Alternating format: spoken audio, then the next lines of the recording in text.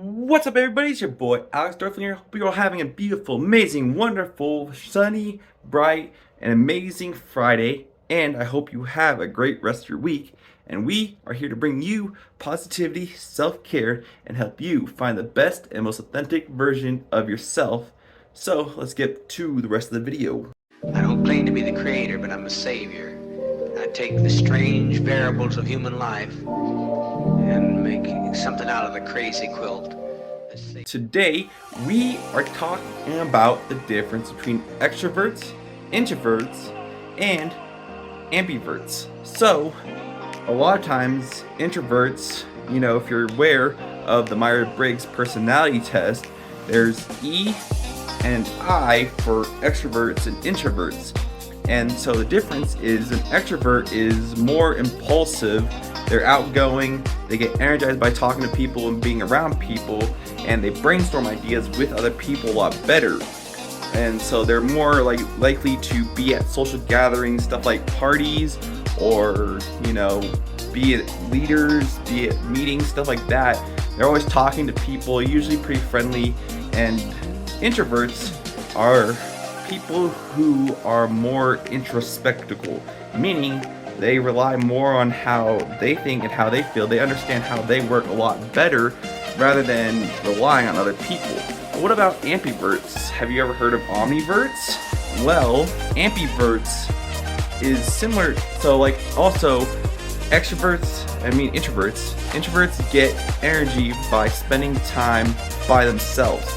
They get drained easily by going to big events with a lot of people they don't know, and they don't really go out and socialize with people. They like to hang out with people they're close with, but they're not so out and going and like to go to social events a lot. They like to spend a lot of alone time. That doesn't mean they'll be alone all the time, but preparing ahead of time to let them know, hey, I want to do blah blah blah, or even sending a quick text, because a lot of us, especially introverts, don't like to be called unexpectedly or just do things where we have to do certain things where we're not comfortable with. So a lot of times if you have an introvert friend, make sure to text them, say, hey, is it okay to call you, before just randomly calling people. And I mean, this is also courtesy as well. That's just my opinion. And ambiverts are people who are in between. We have a social battery and we like going out. We can get energized by being around people and doing stuff like that. But we also get energized by spending time alone. And by spending time alone, we get both best of both worlds, basically.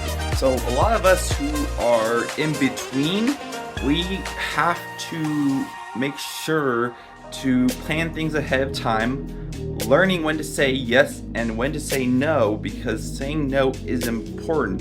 All right, because of the fact that we are in between, we need to watch what we do and also make sure to have time for ourselves, just to recover and replenish our own energy. Understanding ourselves and all that stuff is really important. So make sure to learn to say no and plan things ahead.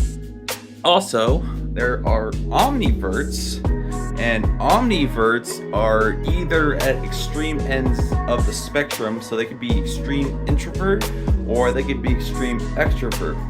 And so usually that could be really difficult, challenging too. I don't know a whole lot of tips for omniverts, but just depending on how you feel, make sure you take time to yourself. Make sure you also spend time to socialize for both extroverts and introverts. Introverts, just try and get outside a little bit more, hang out with friends if possible and all that, but just take time to yourselves as well.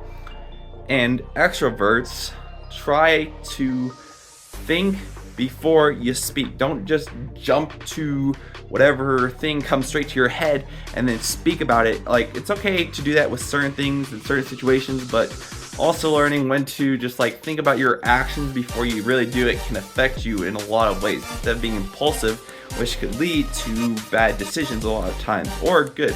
But really, if you're impulsive, it's not necessarily a good thing, because you're going to jump to things you're not exactly prepared for. So preparation and thinking about it before ahead of time really helps. Alright, well, that's all for y'all. So I hope you all have a beautiful, amazing, wonderful, fantastic day. And stay legendary, stay beautiful. I'll see you on the next adventure.